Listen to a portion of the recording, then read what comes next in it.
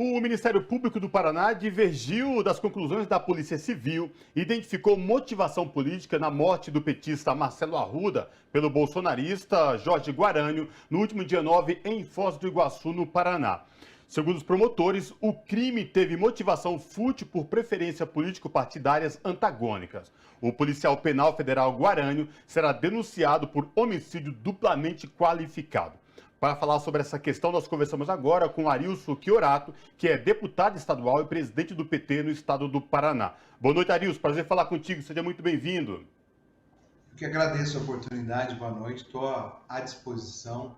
É pena que para falar de um tema tão triste, né, e delicado, mas um tema importante de ser esclarecido para a sociedade paranaense e brasileira e até internacional, né, porque o caso tomou uma repercussão imensa pela gravidade, violência, intolerância e ódio político praticado. É verdade.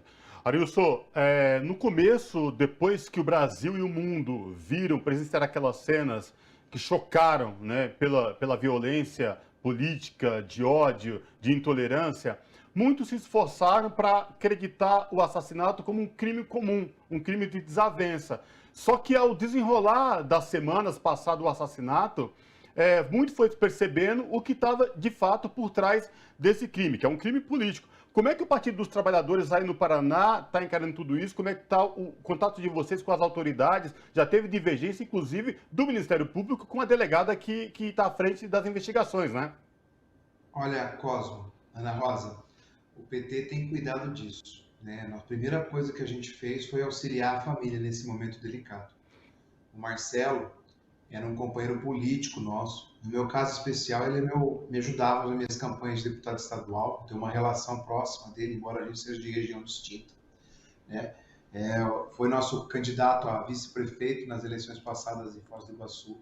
É um menino de origem simples, de favela, teve a vida dedicada à guarda municipal, 28 anos de carreira como guarda municipal, construiu uma família, pai de 4 filhos, deixou aí, inclusive, um bebezinho de 40 dias. E tinha seu aniversário marcado com sábado à noite, fazia festa com familiares, com amigos muito próximos, inclusive com amigos que eram bolsonaristas, que estavam no aniversário dele. Ele tinha uma relação muito boa com muitas pessoas. E fez uma festa temática do PT e do Lula.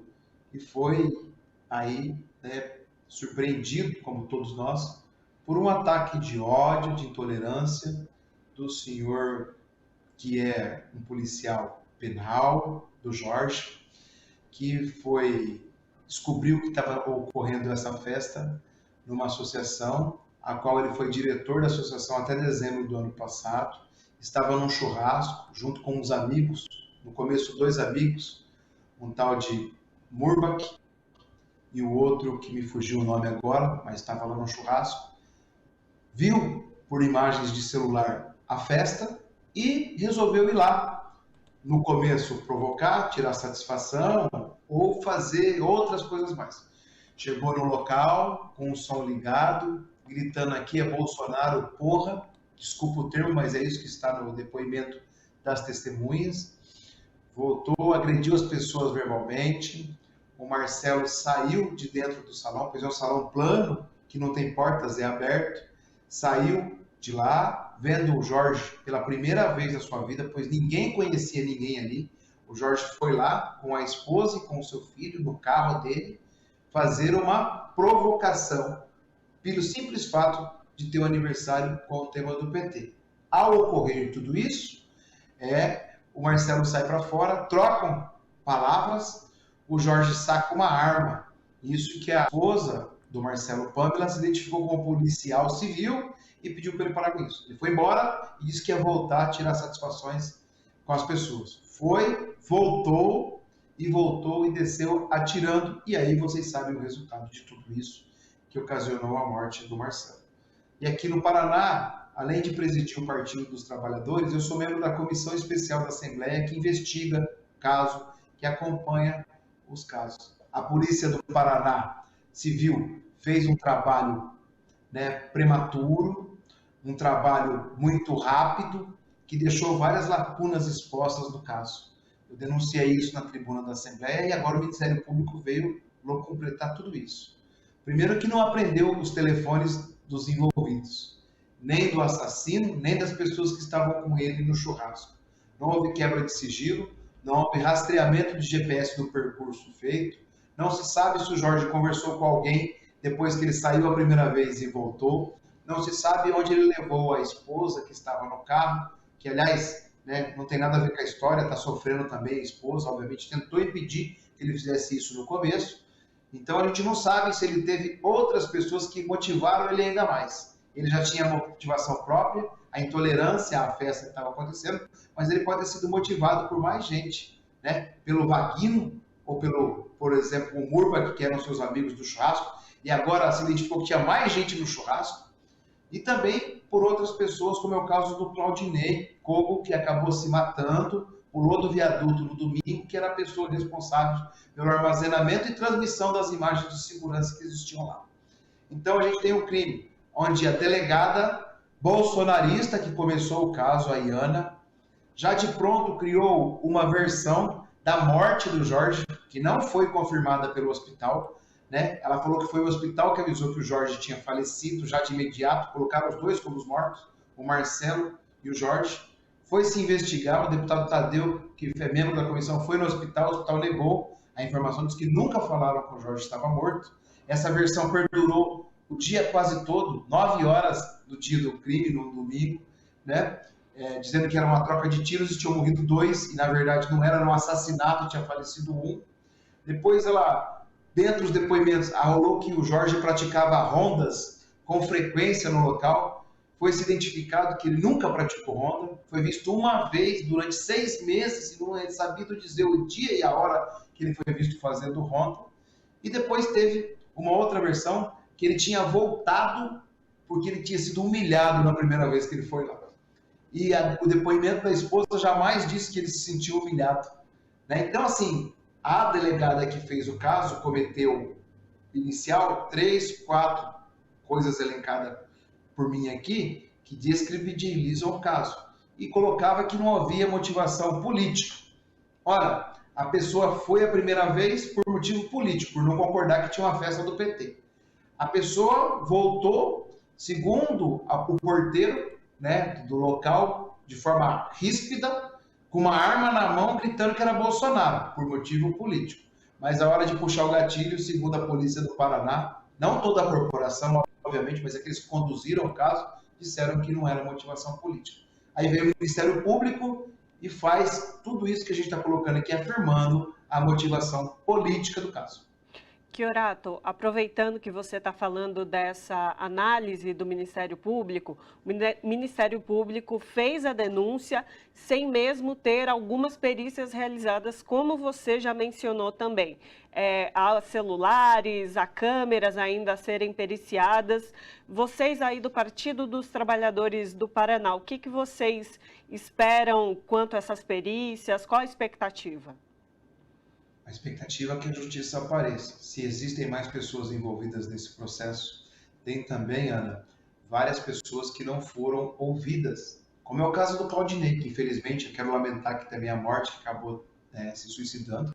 Ele tinha que ser uma pessoa ouvida, porque ele era o responsável pelas imagens, pelo armazenamento. Então ele tinha que ser ouvido, né?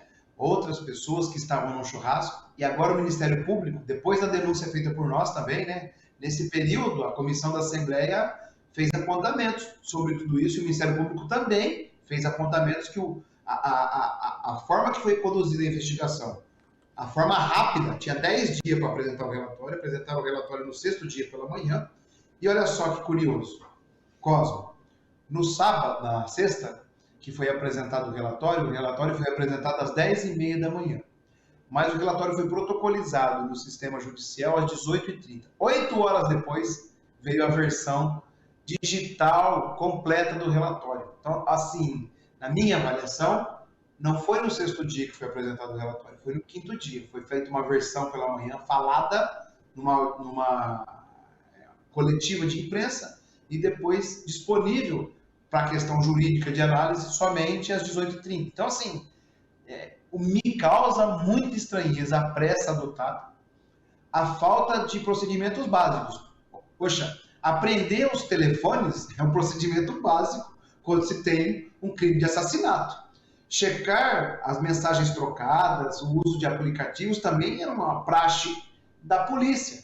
Ouvir as testemunhas indicadas pelos familiares também. Então, assim, a defesa da família fez várias indicações de pessoas para serem ouvidas que sequer a polícia despachou no Paraná para que isso fosse feito. Nós, da Comissão Especial, ouvimos os promotores, as duas delegadas, a Iana e a Camila, que é a delegada-geral do caso, ouvimos a Pamela, que é a esposa do Marcelo, né? Então, assim, tem muita informação que ficou sem ter a precisão necessária para se dar resposta para a sociedade e para o caso. E colocar o inquérito policial não é uma peça da família, é uma peça da sociedade como um todo. Então, o que precisa ser feito é aprofundar. Tanto que o Ministério Público recomendou que se refaça várias partes que não estão integradas no auto. Chiorato, como repercutiu aí o suicídio do responsável pelas câmeras de segurança aí no Paraná, né? Era uma pessoa, uma peça-chave a ser ouvida dentro do inquérito que apura o assassinato do tesoureiro do PT. E agora, suicídio. Como é que repercutiu? Como é que está toda essa questão aí sobre esse suicídio do responsável pelas câmeras de segurança? Está cada vez pior a situação, né? Porque, veja bem, segundo a origem do crime, né, o discurso apontado no começo, inclusive pela delegada Iana, que aliás é bolsonarista declarada nas suas próprias redes sociais, e a gente indicava isso, ela foi, em tese, afastada no começo do processo, mas depois ela participou normalmente das investigações. Ela tinha postagens contra o PT e contra o Lula, né? Não postagens do nível de agressão tão alto, mas mostrando, claro, a sua preferência política e o desprezo pelo outro lado político. Ela postou, a primeira versão dada, inclusive, para a imprensa, é que o Jorge fazia rondas. E depois foi noticiado pelas testemunhas que ele viu do celular. Inclusive o Vaguinho, se eu não me engano, ou o Murbach, que é as pessoas que prestam informação de depoimento, falaram que tinham mostrado para ele o celular. Depois falaram que não, que ele abriu a câmera do celular dele e o Jorge estava atrás, viu no celular essa informação. Então, se foi visto pelo celular, alguém tinha acesso. Então, a primeira pessoa a ser notificada era quem era responsável por gerar as imagens, armazenar e autorizar a senha, que é o segundo que está sendo colocado, o Claudinei, que se suicidou. Então, ele era o principal para estabelecer a verdade de quem acessou aquelas câmeras, a hora que acessou, de qual IP, de qual aparelho que foi acessado, e se essa pessoa tinha autorização, inclusive, para acessar. Né? A estranheza total que está acontecendo.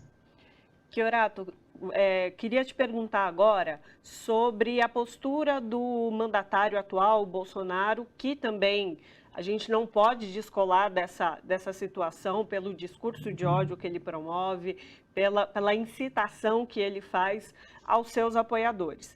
Queria te perguntar sobre o encontro que ele teve com José Arruda, que é irmão de Marcelo, que é apoiador de Bolsonaro, né? E mesmo fazendo esse encontro, a declaração de Bolsonaro sobre este assassinato, sobre este crime, é que era um crime fútil, né? Aquele crime de final de semana, de pessoas embriagadas. Qual a avaliação de vocês sobre essa postura de Bolsonaro quanto a esse crime? Primeiro, a gente tem que deixar claro para a sociedade que a morte do Marcelo Arruda tem nome, é o bolsonarismo. Foi essa intolerância, essa apologia à arma, à violência, à cultura da morte que fez com que o Marcelo não esteja mais entre nós. Segundo, que a postura adotada de banalização do assassinato, dizer que é uma coisa corriqueira, comum, tanto pelo Bolsonaro quanto pelo Mourão, que fez uma fala também muito infeliz e indelicada sobre o caso, é a prática daqueles que fogem da verdade. Eles não apuram os crimes, porque para eles a banalização é uma forma de fugir do debate. Eu digo sempre, viu, Ana, que essa postura do Bolsonaro fez com que o ódio se espraiasse e tornasse esse corpo incontrolável que tem na sociedade, onde as pessoas pratiquem atos como o assassino Jorge, né? As posturas adotadas pelo Bolsonaro incentivaram tudo isso. O desprezo pelo livro e a paixão pela arma fez isso. O desprezo pela vida e a paixão pela cultura da morte, pela violência, fez isso. Então, o Marcelo é vítima desse modelo protagonizado de gestão, onde se optou em acabar com a política pública, discutir valores morais e, mais do que isso, provocar a violência como forma e o ódio como ferramenta política. Nós nunca tivemos na história do país o ódio sendo usado como ferramenta eleitoral e política. Agora ele está sendo usado. Por isso que a importância das eleições voltarem para o seu curso normal e o ódio sair desse processo. Em Foz do Iguaçu, no Paraná e no Brasil, todos já entenderam o discurso do Bolsonaro. Na verdade, na minha avaliação particular, o Bolsonaro piorou a questão do Marcelo ao fazer aquela infeliz entrevista por telefone com a família. Tá certo, então conversamos com Arilson Chiorato, que é deputado estadual e presidente do Partido dos Trabalhadores do Paraná. Chiorato, muito obrigada pela sua participação. Seguimos acompanhando o caso e esperando que a justiça seja feita. Nós vamos acompanhar para e passo, enquanto Partido dos Trabalhadores, enquanto membro da Comissão Especial da Assembleia do Paraná, enquanto amigo e enquanto cidadão paranaense brasileiro que não tolera mais esse tipo de violência praticada de forma verbal, de forma física e fatal como foi isso. Obrigado pela oportunidade e espero revê-los num outro momento para falar de outras coisas positivas para o país. Um abraço. Verdade. Abraço. Abraço.